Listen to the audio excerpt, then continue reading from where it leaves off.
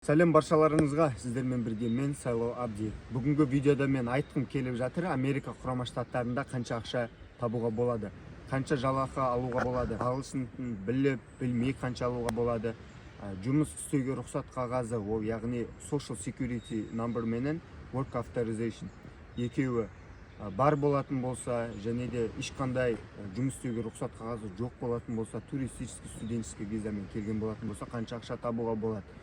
Және де жұмыс опыт работы, тәжірибесі бар және де жоқ болатын болса, қанша жалақы алуға болады, соны осы видеода айтамын.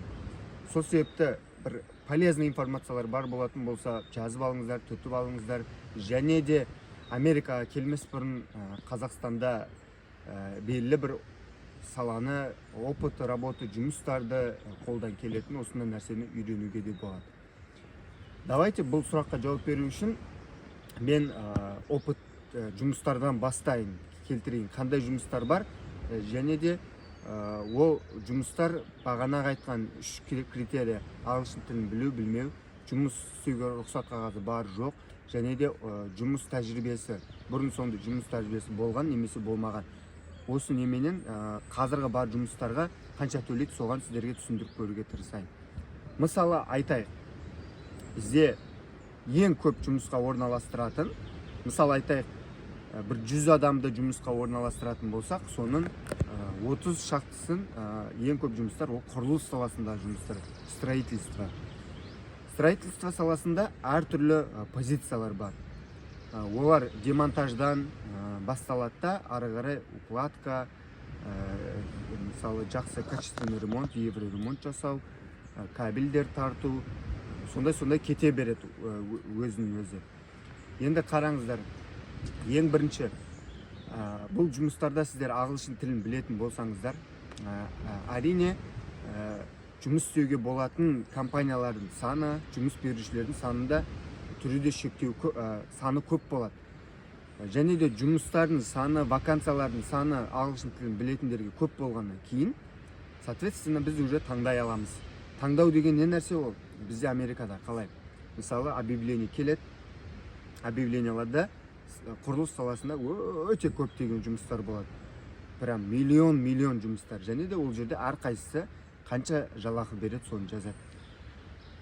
Егер де біз қарап отыратын болсақ, жазып қояды, русскоязычная компания дейді, русская компания дейді, немесе компания с русским коллективом деп жазады, орысша сөйлейтіндерін дейді.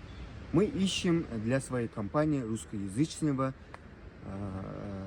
строителя, либо мастера в строительной компании деп осындай должности жазады, позицияны. Осындай. Енді ағылшын тілі дәл сол секілді ағылшындардың, корейлердің, итальянстардың өздерінің компаниялары болады. Оларда, соответственно, мысалы, объявление береді. Сол секілді сіздер ағылшын тілін білетін болсаңыздар, білмейтін болсаңыздар, осы орыс тілінде білетін компанияларға өтініш бересіздер. Егер де ағылшын тілін білетін болсаңыздар, бізге, яғни американский компанияларға да құрылыс жұмыстарына тапсырыс бере аламыз. Американский компанияларда арасында жалақы көп төлейтіндер болуы мүмкін. Көрдіңіздер ғой? Сол себепті ағылшын тілін білеу, білмеу, бұл бізде просто горизонттарды ашады, өте көптеген мүмкіншіліктер болады.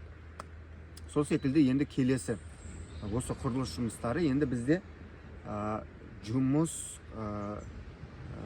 істеуге рұқсат қағазы бар ма, жоқ па? Social Security мен Work Authorization дейді. Құрылыс саласында өзінде де көптеген позициялар бар. Кейбір компаниялар болады, американский компаниялар, миллиондаған компания бар. Кейбір компаниялар исключительно жұмысқа Work Authorization мен Social Security осы екі документ, разрешение на работу мен алады. Сіз келетін кезде, хорошо болды, біз сізді жұмысқа аламыз, Work Authorization мен Social Security'іңіз бар ма, беріңіз бізге дейді. Біз сол арқылы жалақы төлейміз деп. Сіз айтасыз, жоқ, мен де әлі алмадым, Work Authorization мен Social'ды әлі алмадым десеңіз, ол сізге онда алған кезіңізде келіңіз бізге, біз қазір өкінішке орай жұмысқа аламаймыз деп айтады. Осындай. Енді кейбір компаниялар болады, ол объявлениялардың өзінің ішінде сол жерде жазылып отырады. Объявлениялардың ішінде жазып қояды. Документы не требуется дейді, яғни құжаттар, Work Authorization, Social Security бізге керек емес дейді. Соответственно, сіз оларға барған уақытта собеседованияға сізден ешқандай документ сұрамайды. туристсіз ба, студентсіз ба, заңды жүрсіз ба, заңсыз жүрсіз ба, жоқ, олар қызықтырмайды. Олар сізге қызықтыратыны басқа да сұрақтар қояды. Қашан жұмыс істей аласың, қашан келе аласың, қандай нәрсе келеді қолына, міне біздің компаниямыз деп, міне біз мынандай нәрсе істейміз деп көрсетеді. Осындай.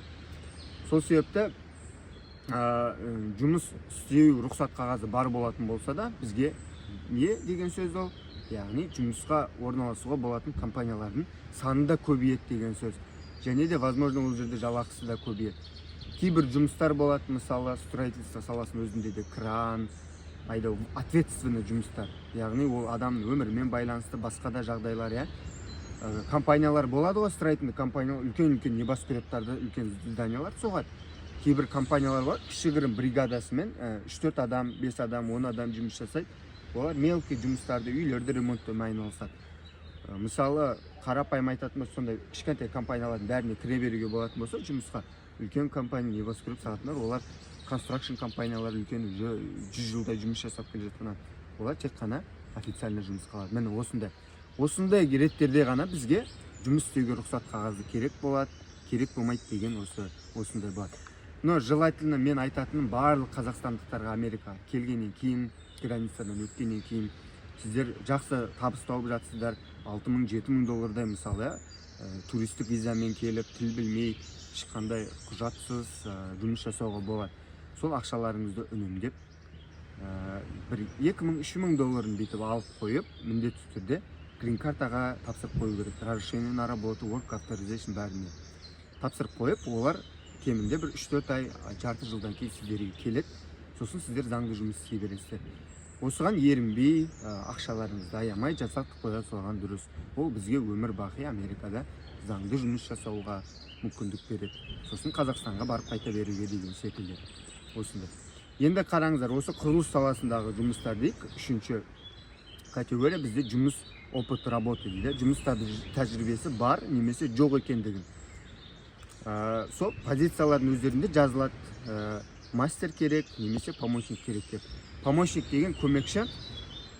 Мысалы, біз демонтажда істеген уақытта, строительство саласында 2015-те істегенмін, 3 айдай жазда.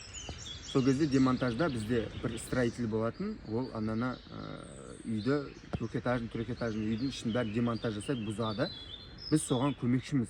Біз ана бұзған заттардың бәрін контейнерлерге салып, сыртқа шығарып, грузовой машинаға жаңа артамыз. Осында.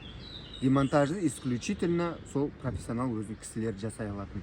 Чтобы кабельдерді, чтобы бір маңызды бір үйдің нәрселерін бұзып қоймас үшін деген секілді осында. Көрдіңіздер, сол себепті, мысалы, электрик кабель укладка жасайтын болса да, мастер болатын болса, оның жаңына міндетті түрде көмекші керек. Официант болатын болса да, Америкада міндетті түрде қасында көмекші керек, оны базбой деп айтады. Сол себепті Америкада 99% жұмыс, 90% жұмыстардың барлығында екі позицияда, помощник және мастерде. Мастер яғни жұмыс тәжірибесі бар. Бұл саланы кемінде 2-3 жыл білетін адамдарды айтады. Міне, сол себепті сіздерді өздеріңіз қарайсыздар, жалақы әрине өте көп болады, егерде сіздер мастер болатын болсаңыздар. Помощник болатын болса, жалақы мастерге қарағанда кішігірім аздау болады. Осындай. Және де бұл да сол себепті барлық сала бойынша солай. Кеше менен бір кісі WhatsApp'та сұрап жатыр, мен өзім кондитер едім, хлеб, нан, сондай әртүрлі булочкаларды жасай аламын, торттарды жасай аламын деп, сонда менде Америкаға барсам жұмыс табуға болады ма деп. Мен өзім кондитерскийда жұмыс жасағанмын Нью-Йоркта. Сол кондитерскийға жұмысқа кіретін кезде мен басында осындай помощник болып кірдім. Прям кондитерскийға кірдім, жазылып тұрған, нам требуется кондитері деген жазуды көрдім. Мен кондитер емеспін, өмірімде ешқандай булочкада бауырсақ та пісіріп көрмеген адаммын. Не то что ол торт жасау әдемі булочкаларды ол. Бірақ сол объявлениеға кірдім да, кіріп мен тез үйреніп аламын, қолымнан барлық нәрсе келеді, маған осы жұмысты үйренгім келеді, білгім келеді деп. Сонда егерде сіздерде помощник көмектесетін позициялар болатын болса, мен содан бастай аламын деп. Сөйтіп 2-3 айдың көлемінде мен уже торттар жасай бастадым. Оказывается, тез екен оны үйренудің өзі. Осылай. Көрдіңіздер, сосын маған уже кондитердің, мастердің жалақысын төлей бастады. Ол кезде көтеріп $9-дан 2015 жылы болды, $9-дан кірген помощник көп. соңында $14 сағатына көтерілді. Уже кондитерлерде жасай бастағанда изделияларды. Түсіндіңіздер ғой осындай. Сөйтіп, мен қандай позицияда кірдім? Маған Ангелина деген не болатын, кондитер әйел болатын, соның қасына қосып берді, осының көмекшісі боласын. Ангелина азанда біз 6-та неге келеміз, цехқа.